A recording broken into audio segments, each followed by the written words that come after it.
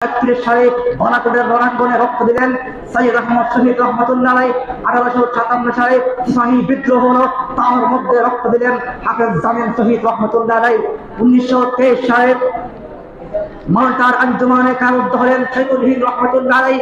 1927 সালে ব্রিটিশদের বিরুদ্ধে রক্ত দিলেন শৈখুল হিন্দ রহমতুল্লাহ আলাইহি। 1947 সালে এদেশের আলেম সমাজ রক্ত দিয়েছে। 1952-তে ভাষা আন্দোলনে রফিক, বরকত, সালামের মতো কিছু মুসলমান মায়ের সন্তানগুলো রক্ত দিয়েছে। 1971 সালে এদেশের আলেম সমাজ রক্ত দিয়েছে। 2013 সালে সফলার বুকে লক্ষাধিক আলেম সমাজ রক্ত দিয়েছে। 2011 সালে ভারতের কসাই সাম্প্রদায়িক জঙ্গি মোদীর বিরুদ্ধে রক্ত দিয়েছিল আলেম সমাজ।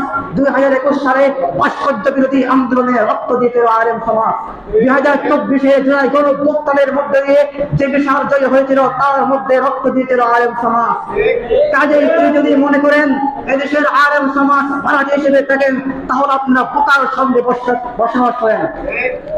সম্মানিত সাথী বন্ধুগণ, আজ আমরা যখন দেখি কিছু নাস্তিক, মুরতাদ, বেঈমান আমাদের মাদ্রাসার ছাত্রদেরকে তুচ্ছ তাচ্ছিল্য করে আমরা নাকি যাকাত আর ফিতরাকে বড় বড় কথা বলি, আমি ওই সব নাস্তিকদেরকে বলতে চাই, বাংলাদেশে যত সরকারি বিশ্ববিদ্যালয় আর সরকারি কলেজ আছে, সমস্ত সরকারি কলেজের একজন শিক্ষকের বেতন মিনিমাম 50 থেকে 1 লক্ষ টাকা পর্যন্ত, এবং একজন ছাত্র উকিল ব্যারিস্টার হতে ম্যাক্সিমাম খরচ হয় 50 লক্ষ টাকা।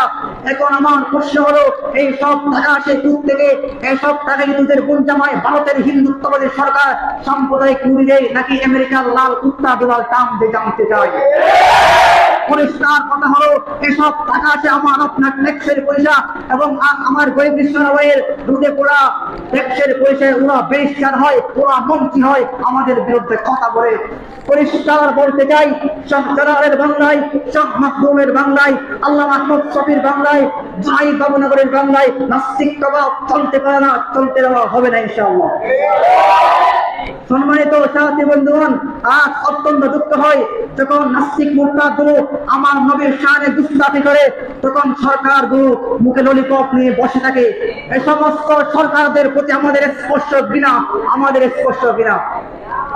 সম্মানিত সাথী বন্ধুগণ, আজ ভারতে এই হিন্দু নামক মুক্তরা আমাদের মসজিদগুলো ভেঙে গুঁড়িয়ে দিচ্ছে, আমাদের মুসলমান ভাই বোনদের রক্ত নিয়ে হলি খেলছে। আমরা ভারতের মুসলমানদেরকে বলতে চাই, হে মুসলমানরা, তোমরা নরেন্দ্র মোদীর বিরুদ্ধে দুর্বার আন্দোলন গড়ে তোলো, আমরা তোমাদের পক্ষে আছি ইনশাআল্লাহ। সম্মানিত সাথী বন্ধুগণ, দুঃখের কথা কি বলবো, তানহামা তাতা সুদ কুম্বা পূজা পূজা নাহত, সারা শরীর কত বিক্ষত, মলমার পড়তে হওয়া কোথায়। আমি জিলহজ মাসের এই মাসে বলতে চাই, বিজয়ের 53 বছর পেরিয়েও আদৌ কেন আমাদের ভারতে আধিপত্য আমার বাংলাদেশে চলে? বিজয়ের 53 বছর পেরিয়েও এখনো কেন আমেরিকার লাল কুত্তারা আমার দেশে রাত গলায়? বিজয়ের 53 বছর পেরিয়েও এত কোনো সমাজে নাস্তিক মুরগরা এদেশের নেতৃত্ব নেই। বিজয়ের 53 বছর পেরিয়েও আদৌ কেন মন করা আলেমদের উপরে কথা বলে জানতে চাই। আমার শেষ কথা বলতে চাই, আমাদেরকে আবার বদরের হাতিয়ার আবার হাতে নিতে হবে, আবার কাফের মুশরিক বিরুদ্ধে আবার যুদ্ধ হবে, আবার লড়াই হবে, এবং আমাদের মন্দিরে মকসদ হবে ইম্মাল খিলাফা ও ইম্মাল শাহাদা। হয়তো এই পদে শাহাদাত, নয়তো খিলাফত, এই পদে আমাদের সফলতা, এই পদে আমাদের কামিয়াবি। আল্লাহ বুঝবার তৌফিক দান করুক। নাসরুম মিনাল্লাহ, ফাতহুন করিব, ওয়া বাশশিরিল মুমিনিন। আসসালামু আলাইকুম ওয়া রাহমাতুল্লাহ।